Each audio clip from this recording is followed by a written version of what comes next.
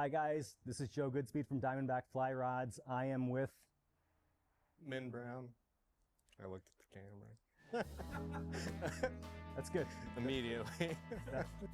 First time I ever heard of Min Brown, I was fishing in Maine and ran into someone I was talking to, a good fisherman, and they were like, "Do you know Min? He's like the best trout fisherman in Vermont." So that was the first time I ever heard Min Brown's name. I've seen Min fish before, and I consider Min to be a very careful, focused, effective angler. As far as describing your own strategies, Min, when you're fishing a piece of water, let's say you're fishing a piece of water that you're familiar with the stream, you know kind of the spots, you've been there before, how do you set up on a nice target pool or stretch of water, someplace that you're familiar with and, you know, have an idea of what it's like? If it's like something shallow where I'm expecting there's a chance I'm going to see a fish posted up, like, you know, behind a piece of structure or maybe at a little shelf, I will go as slow as I can to approach it. And if I'm high, I'll try to stay low. And I typically throw really light, like 2.3 mil beads with kind of some buoyancy in the material to Like CDC collars? Yeah, like anything that will kind of like slow the drop. Because the water that I'm fishing a lot, I really want it to like kind of hover through the column rather than drop quickly, because it's really not that deep. So the fish will tend to kind of like intercept it as it's kind of coming down through. When you're fishing water that's not that deep, where in the water column do you expect most of the bites are going to happen? Kind of like, it seems like mid column. If it's over like, if it's like 2 feet deep, I'm expecting kind of like that, hit that foot mark. If they don't start to move towards it, like right when it hits, then kind of like at that foot area. Usually if it's like too close to them, they don't seem as interested. Is there much fishing that you do where you see reaction bites happening of like fish eating the fly in reaction to it hitting the water? Yeah, usually that'll be when I'm fishing something a little bigger, I notice. I do fish like some light jig streamers occasionally that are like big deer hair heads, and like they're pretty much just push water and they're like 3-4 inches under the water. And those will sometimes get some crazy reaction bites. But if I'm throwing like a trash fly, like a mop, like a big mop or something, usually not quite as often. But When you're fishing water that you can see into, are you using visual strike detection as far as like a indicator mono, or are you looking for visual strike detection of what's happening underwater with the fish? so that depends on how close I can get. Some of the like shelf stuff I fish, you can get kind of close and you can see what's going on. So at that point, I'll use like visual on the fly, and look for like movement, like flared gills or, you know, whatever, the white of the mouth. But some of the like runs, unless you're there like the perfect time of day where the angle is perfect with the light, you can't really see. You have a general idea, but you can't really see. So at that point, I like always fish like a 1.6 millimeter mono leader, so it's pretty fine. It's hard to see, but I'll throw it out and I'll lay down a lot of it on the top of the water, and I'll look for that. It's not perfect because there's some sag and stuff in your connection, but a lot of the times any like weird little twitch in that will kind of signify an eat, especially like the bigger fish. If they even like bump into it, that leader's so fine that it just like telegraphs really well, even on the water. So are you fishing that 160 millimeter in your hand and then fishing to tip it off the end of it? Yeah. So that leader is like almost bordering on like a mono rig with its length, I would say. I probably put like 20 feet of it on there. And behind that, I'll put something a little heavier, usually like a 6-pound like bass fishing type line, like Stren or something. But So would you usually have the 6 pound in your hand or the lighter stuff in your hand? I try to have the lighter stuff in my hand as much as possible, but there's rivers where that you have some of that heavier stuff kind of coming out depending on how far you're casting. But I really like to have the really fine stuff in my hand.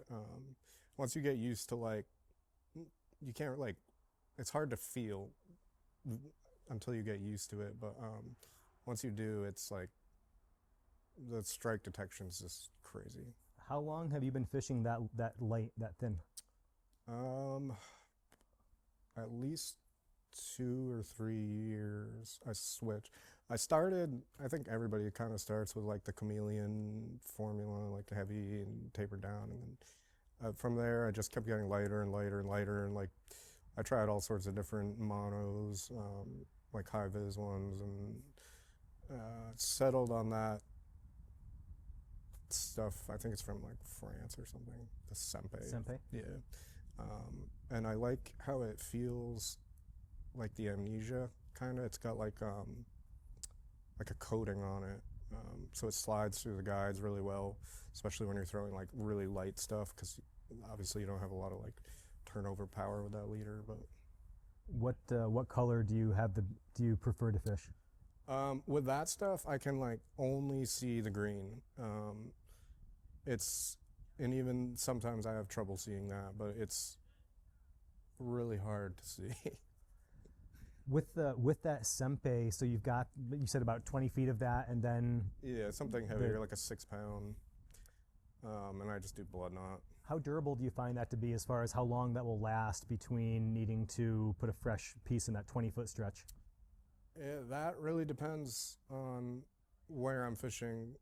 Some of the spots I go, the mosquitoes are like really crazy, and the bug spray seems to really break down that coating very quickly. Like sometimes if I have a lot of it on my hands by accident, it'll like, that end of the day I'll throw that leader out.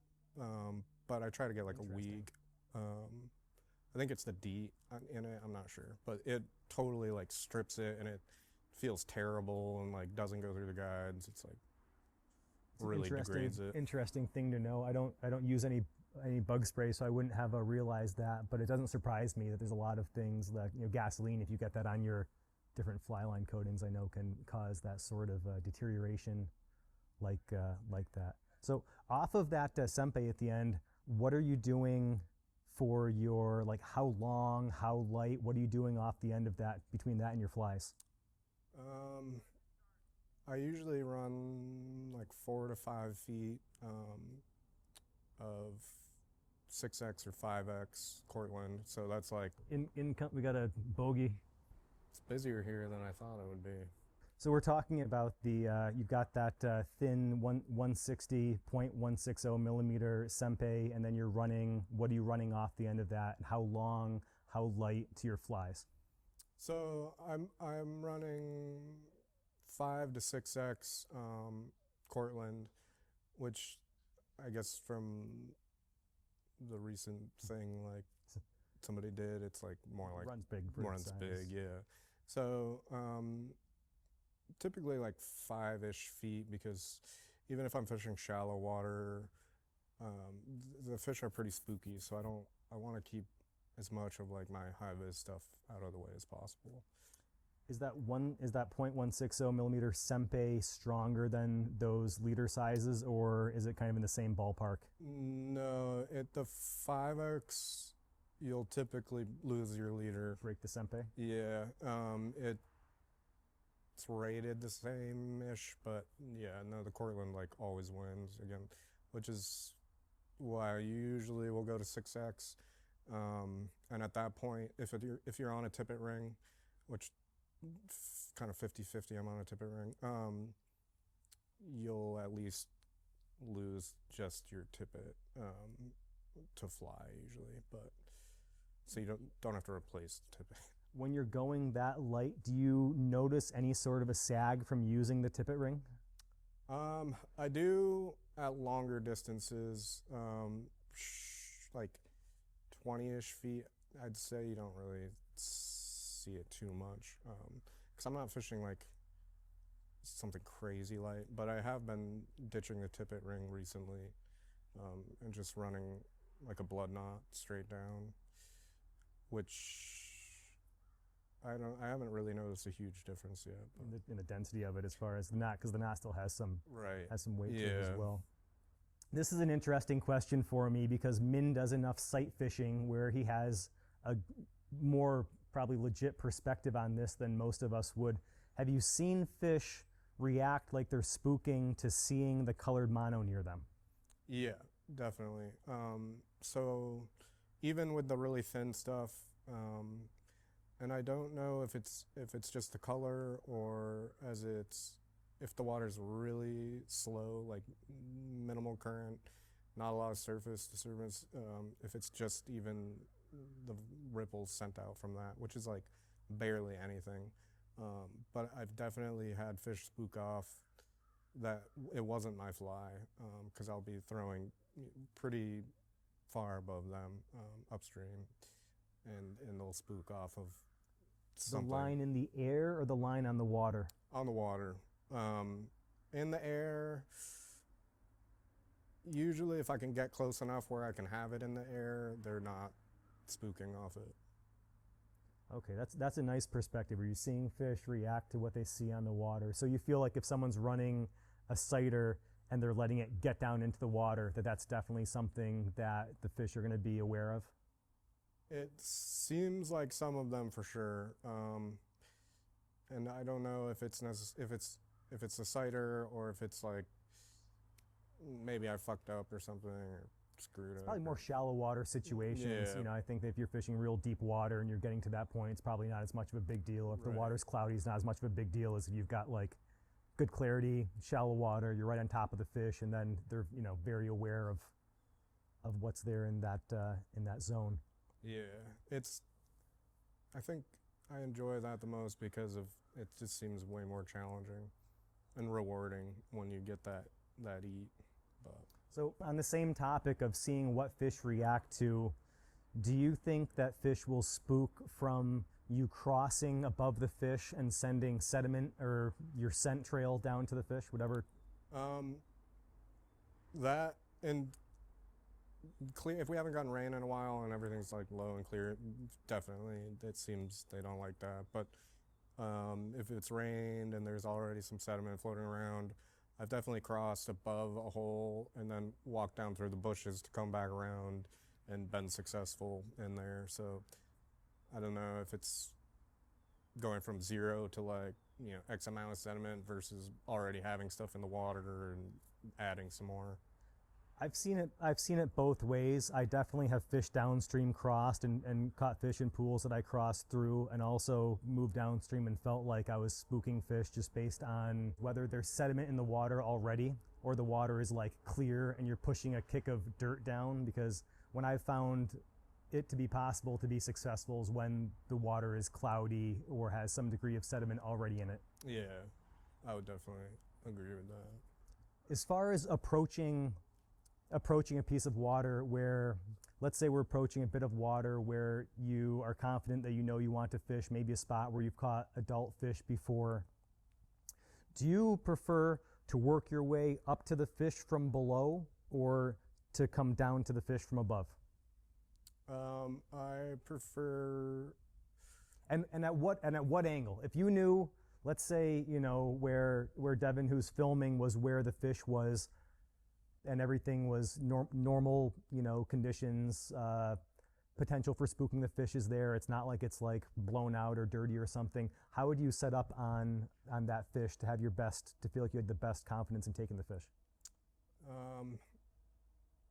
For me, it would be what's around the banks a lot. If going downstream is gonna like really make my presentation a lot harder to do well the first try versus upstream, maybe it'll be if there's like no trees or something and it's easier to get a good presentation. That would be my first thing, because a lot of the times it seems like you kind of get one shot when you're sight fishing. They don't really give you too many chances. And if I'm going upstream, I'll just kind of like stop my cast higher and try to drop it a little and give some slack into it. But it seems like it's mostly for me how I can create the least amount of disturbances in like a circle around that area to get a good presentation on them. How often are you getting into the water to make your presentations? That depends on the river, really. Like some of the ones I like a lot, you can't be on the bank. It's way too dense. So at that point, you're in the water, and like this time of year, even like walking at all, kind of, you're spooking some fish, but you like don't have any other option. When you've got good clear water and you're working over fish that you're kind of visually aware of what's happening, how easy do you think it is to spook the fish with the weight of your footsteps? Sometimes it seems crazy, like nowhere near them, way down. You might even be like, there might be a riffle you're walking through, and you send like one tiny wake up, and they're like gone. And a lot of the times it's like, if the big fish is at the front of the pool or run, and I'm kind of focused on that, I might spook a smaller fish in the back. That spooks it. That bolts up, and then everything's gone. So I've kind of really slowed down a lot, like really slowed down, and now I try to like quickly pull that fish out if I can, the one in the back, catch it and get it out of there before going up anymore, which, I don't know. I want to stay on the topic of spooking the fish, because I think you have a great perspective on that based on the amount of things you're doing where you can see the way the fish react to what you're doing. So I kind of led you into the one with the footsteps, but what are all the factors that you think can potentially spook the fish that you try to be aware of when you are setting up on nice wild fish? First thing, like I always do, is make sure I'm carrying my rod pointed behind me, and as low as I can without like snagging it on a bunch of stuff. Because of the flash or because of the silhouette? Just the silhouette. Like I've definitely spooked fish with my rod, carrying it forward. So if I'm approaching a piece, I'll turn it around and just carry it so it's pointing behind me. And then it's moving slowly, not disturbing any of the like foliage around. If there's a bunch of ferns or like whatever's around, they don't really seem to like that too much. And if it's a piece of water where I'm gonna create disturbances by walking in it, I try really hard to, even if it's hard to walk on the bank because it's like crazy angle, I try really hard not to get in the water. How about clothing wise? I see you're wearing camouflage right now. How important is it to you to make sure that your visual presence is going to be muted?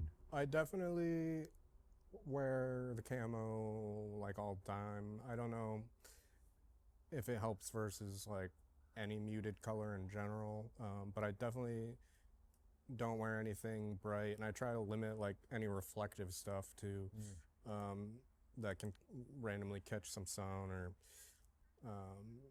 so I just try to be conscious of that and like what's dangling off my pack. And how about if on your reel you have a whole bunch of like bright colored mono? Do you feel like that could be spooking fish if you were carrying a reel that has like bright green or bright orange and a whole bunch of it?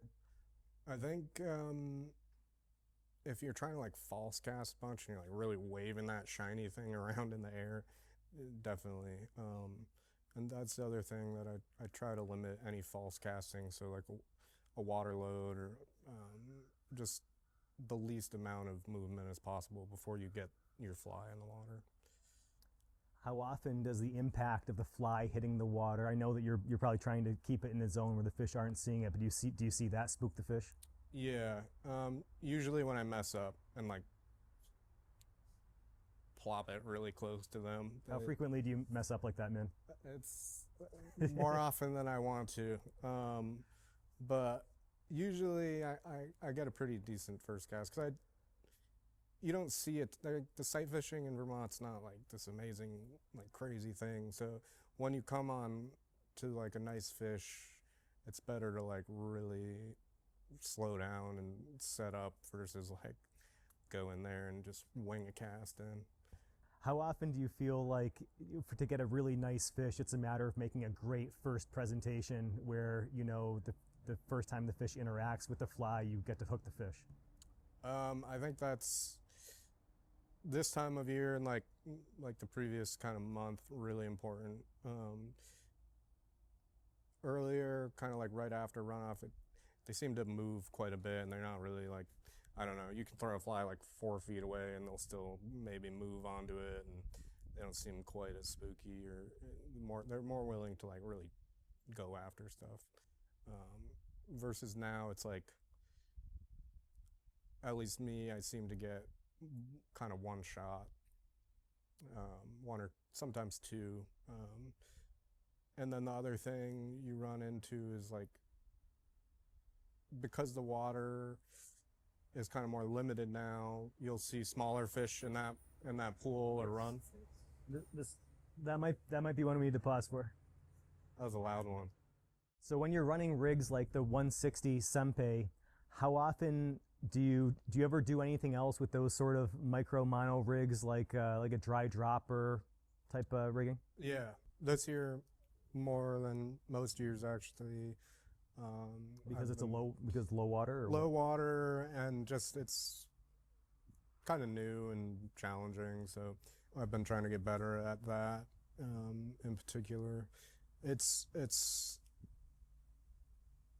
I feel like unless you have a big dry that can support some decent weight, like a chubby or something, or like the little half chubby things, you're kind of limited to a water load to really get distance. Mm-hmm. And it's hard for me to get the placement I want with having that 2 fly going on. And so it's something I'm trying to get better at, but the placement is tough for me with that water load. Close, it's easy, but like once you're trying to get out there, it's kind of challenging with that. The Sempe doesn't really It's do very anything. limp. It's super limp. Yeah.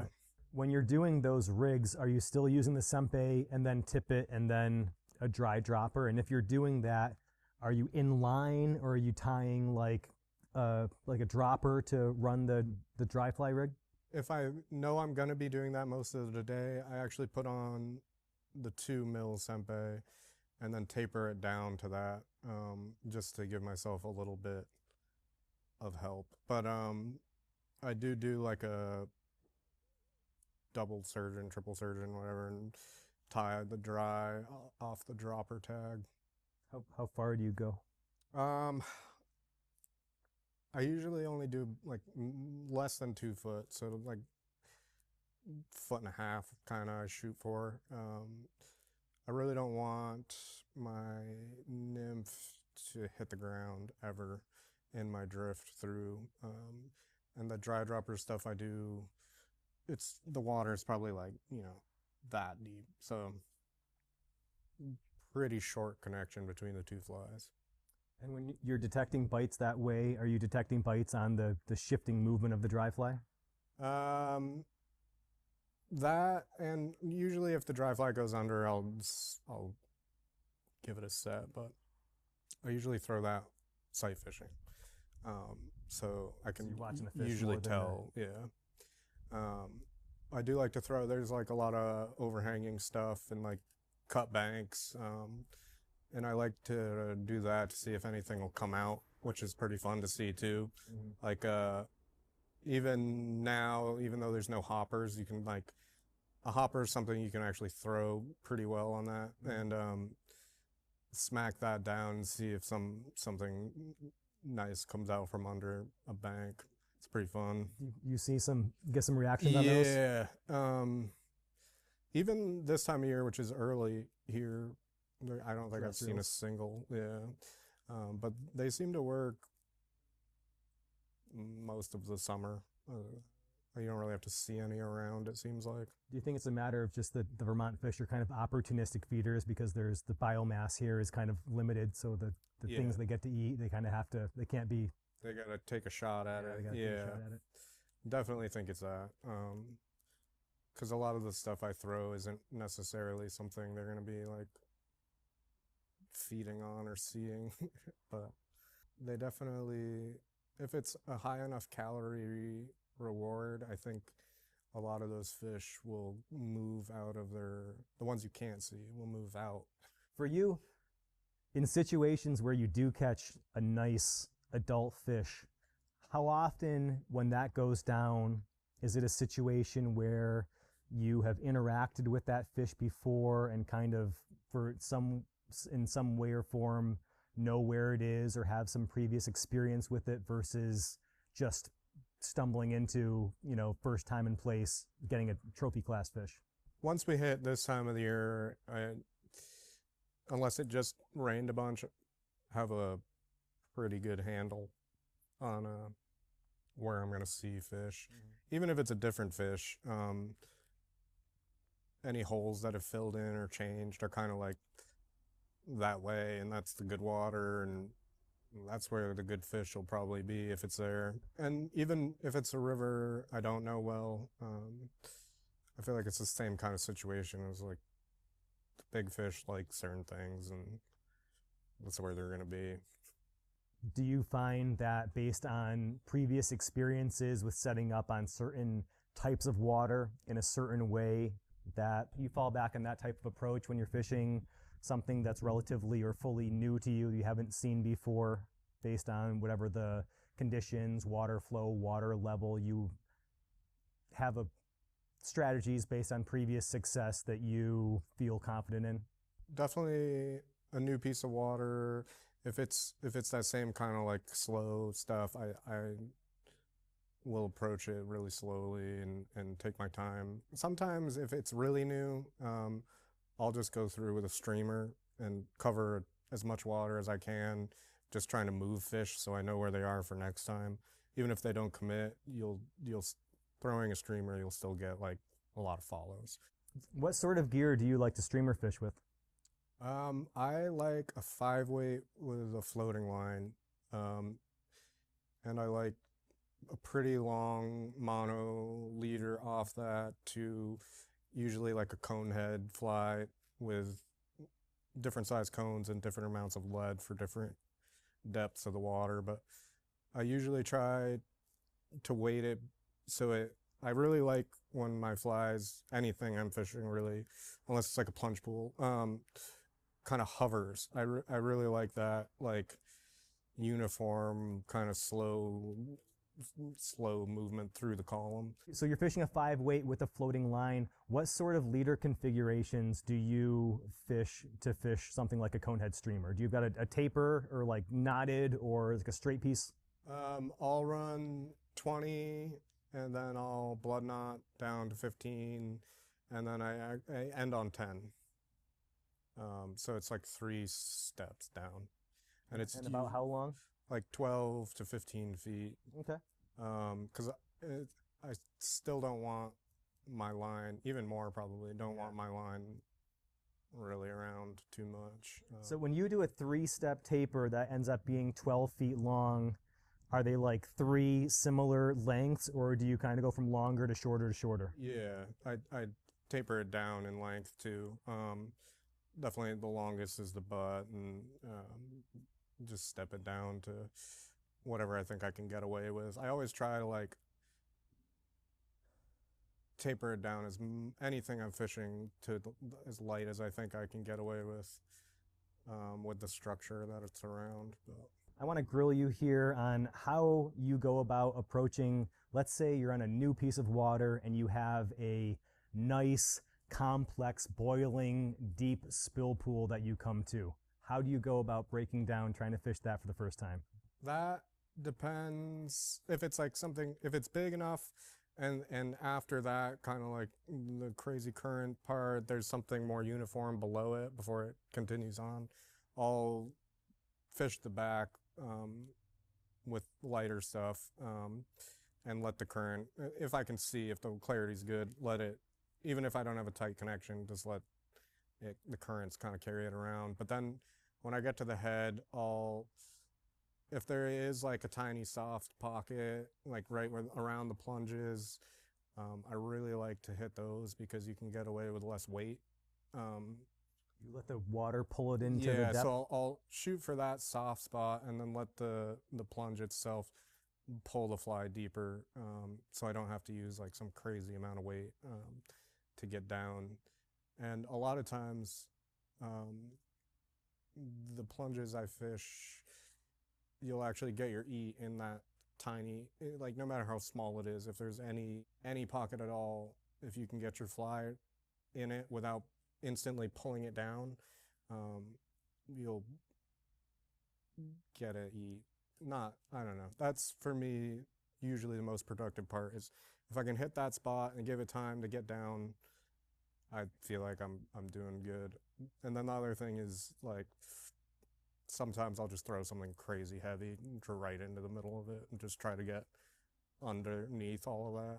And sometimes, you know, in a plunge pool or in any type of water, the fish are just in a spot where what protects them is that turbulence, and just getting the fly to where they are is what other people aren't doing. And sometimes, you know, it's a tough question, because really, in my opinion, plunges are some of the hardest things to really break down and have a good strategy for how you're going to, you know, go about pulling the fish out of that. So I was interested to hear what your answer was there. And I agree with everything that you said there. And also with what you said there at the end, that sometimes, you know, the play is just to get through it, and you can't do it any other finesse way. I saw that situation this last spring. I was fishing in South America with my friend Lance Wilt, fishing for big migratory brown trout, freshwater brown trout, and there was a high water event when I was there, and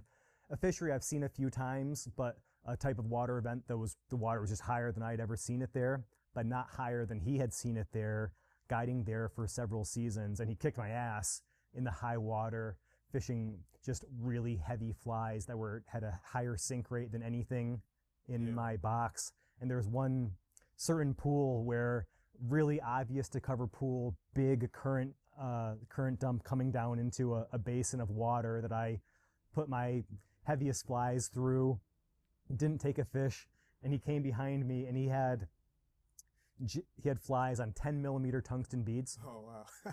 Which is unthinkably heavy.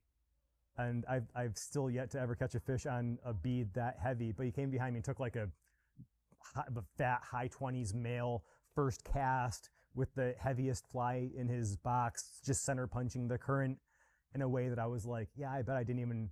He was like, as soon as it got into the lower part of the water column, that fish smashed it. And I was like, I probably didn't get my fly to slow down in that fish's zone whatsoever, based on just the, you know, depth and penetration rate. So I don't like to honestly, like, it's not my favorite way to earn the fish, but there are places where the fish are just using their environment in such a way that that's what's keeping them safe, is being in a place where you can't access them easily. Right. That the only way that you get those fish is with that sort of like extra aggressive presentation. But I would also agree with what you said, that a lot of times in pools like that, it's a certain finesse, right? You know, knowing where the fly is going to land and having good strike detection in a place where there's a fish that's really looking for things that are first coming into the pool, not sitting down there in the hydraulics, because they'll do both. Yeah. Usually a pool like that has a lot of protection for wild fish, and there's multiple nice adult fish that are using different parts of the pool, that it's just so complex that it's really hard to show everything a nice presentation in a spot like that. When you see really big fish, how often do you find them in a place that has some unique feature like that, where it's either the hydraulics of it or the depth of it or the cover that gives you some sort of inability to get to it, like it's in like a beaver swamp, or there's some sort of wood structure where you can't get at the fish? How often do you find the really big fish are in some sort of uniquely challenging place to fish? Unless it's the fall and they're on the move up the system, or like during rain events where they're also moving up through the summer. They're like always not always, but like a high majority of the time are in structure like that. Hard to access. I think they just also just don't want to look at flies. Like they just find places where like, oh, I didn't get a hook in the mouth here, so I'm just gonna stay like in this giant root ball and come out when it's pitch black, and it's way better for me. Really good fishermen give the fish a lot of credit. When we catch fish like that, when we catch a really trophy class fish, I find my experience is oftentimes I know kind of where the fish is or where I expect that fish is, and it's a certain timing where that fish decides to be eating. And when it decides to eat my fly, I often find that the fish eats a fly that I've presented in the same way, in the same place before, and not gotten any reaction from the fish that I eventually catch doing a similar thing, which leads me to believe that you need to catch the trophy fish on their terms when they're deciding to be feeding, not when you're deciding to fish. And for you, because you fish very different waters than I fish, and they kind of have a unique flavor to them as far as where the fish live, where they move around seasonally. Do you find that to be the case as well? Yeah, definitely. Definitely the smaller fish you can get all day long. Then it seems like as they get older and bigger, it's less and less kind of all the time, and they're gonna eat when they want to eat. A lot of the really big ones, it's like I'm fishing at like 5 in the morning, at night. I'll see the biggest ones. Once you find one of the like really nice ones, it's definitely finding the day and time of day that they're willing. Water flow conditions. Yeah, water flow conditions, pressure. Or food event. Yeah. There's times where they're feeding because there's something going on that gets them out there, in the current where they're normally in like a log jam or underneath like a ledge.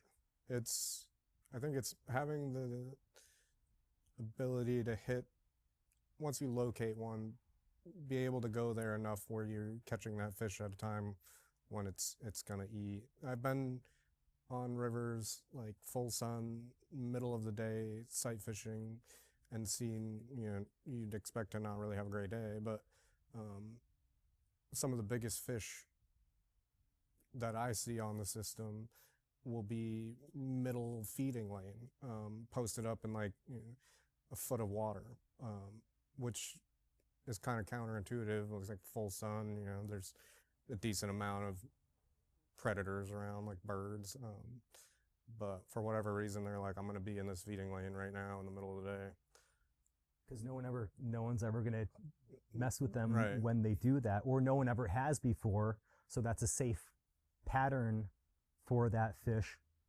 I think patterns are very important, because one of the things that I see when you can see the pattern that makes me feel like what Min kind of just referenced about, where the fish are really makes sense is if there's a place where you put a wire across a river with wild brown trout and you can fish on one side of it and you can't fish on the other side of it, like clockwork, those brown trout will end up on the side that you can't fish on.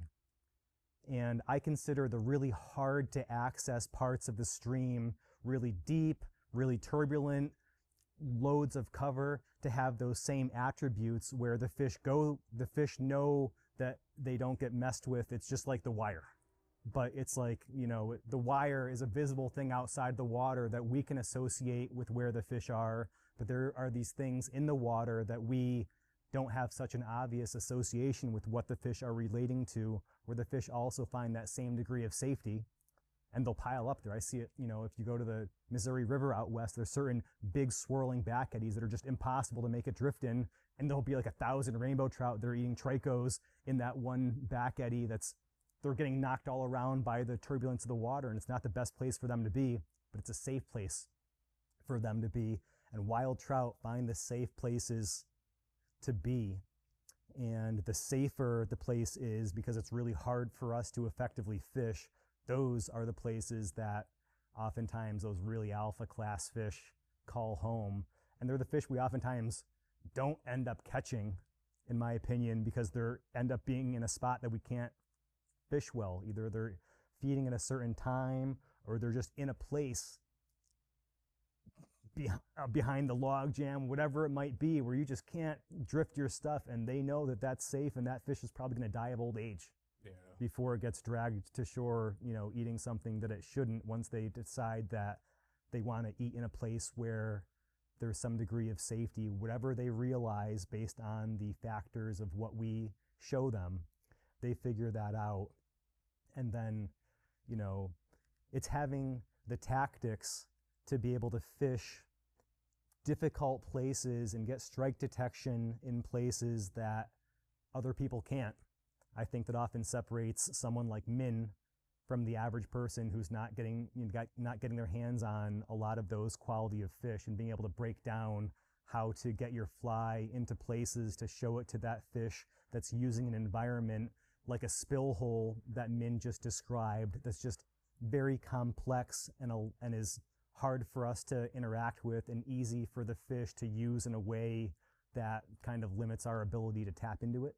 Let me hit one more topic here. Let me talk to you about the nymph rods that you use and how different model nymph rods contribute to your ability to, use different techniques or fish different, size waters or different water conditions.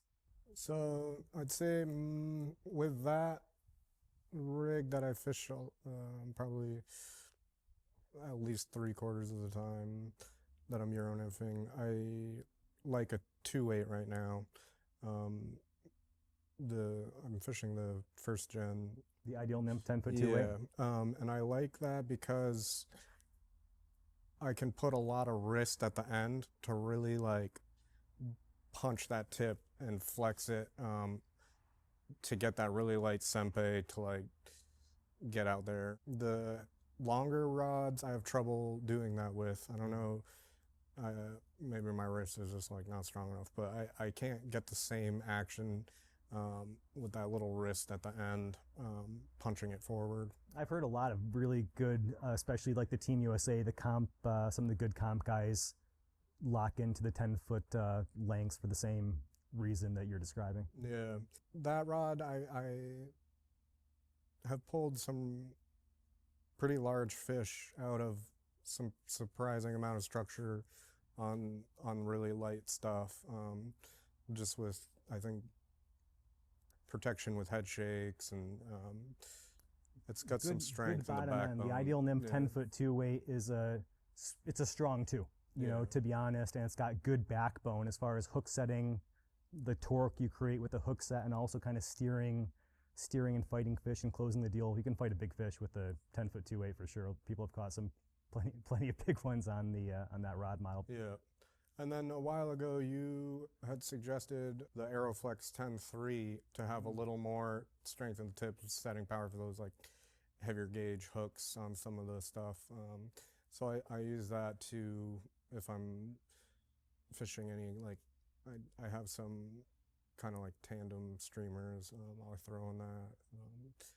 Some bigger stuff with deer hair that the 2/8's really not very fun to fish. That 10-foot 3-weight Aeroflex rod model, which is designed to cast an overhead line, is a rod model that I steer people towards if they're looking for a 10-foot 4-weight size jig rod or size nymph rod, so they can fish bigger jig streamers. Yeah. Has more tip power than my 10-foot 3-weights in a nymph rod action. So that's the reason that I suggest that rod. That's also a really nice versatile rod that you can indicator nymph with a floating line, and you can set the hook through an indicator and also fish a dry line with that rod model. I suggest to people who want to cast a fly line and want a really universal trout rod where they can also throw mono onto it.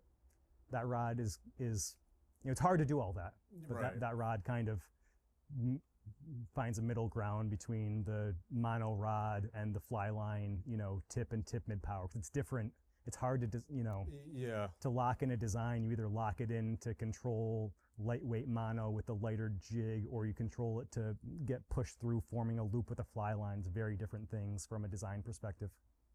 Yeah, you can definitely feel it when you're casting it too. I do indicate with that rod, and I actually like to underline it a little. And so when you underline that, are you putting like a double taper 2 or something on it?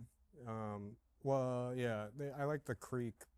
It's the only one I had that was 2, but it's like Rio Creek or something. I don't remember the name of it, but it's like a short head. Are you roll casting lightweight leaders with that? So that's a good tactic to have in your bag for different scenarios. And there's some, I feel like for a while, the indicators that I thought I wanted to use for that tactic kind of weren't out there.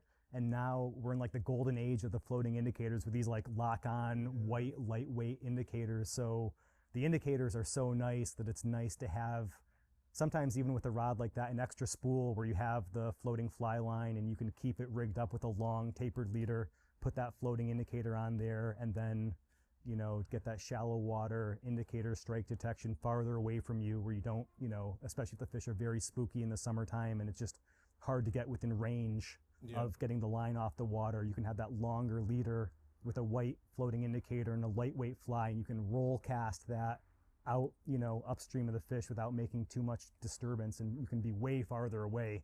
You've got a 10-foot rod, and then you can set up a roll cast with that 2-weight line. If you do kind of a single hand space, suddenly you're making a very long, gentle roll cast with everything turning over, and that's a nice way to fish. Yeah. I have a lot of fun doing that. I don't do it as much as I Euro Nymph, but it's a lot of fun to do. I actually like the Dorsey indicator, I think it's called. The one that's like stacked yarn, you tie them up beforehand. Just it rolls really easily. Really light too. It's really light on the water. Don't spook fish that hits the water. But I do this I forget what they are, but the little screw-on ones are. The buoyancy is pretty unbeatable for the size and weight. I find there are different tactics. When you have something like a yarn, you kind of cast that in a way that it lands really light. But the tactic I'm talking about, when you have that foam ball on there and it has a little bit of it has a little bit of like mass to it, it kind of helps kicks you have that really lightweight line that you roll cast, and then that little ball kind of gives you an extra kick that turns the whole thing over if you get it rigged up the right way. Yeah. All right. I think that we gave Min enough of a runaround with the stuff I asked him here today. So Diamondback and myself, we really appreciate your time to come out here and let me ask you these questions, Min. And so we will wrap this up on that note. Thanks for having me.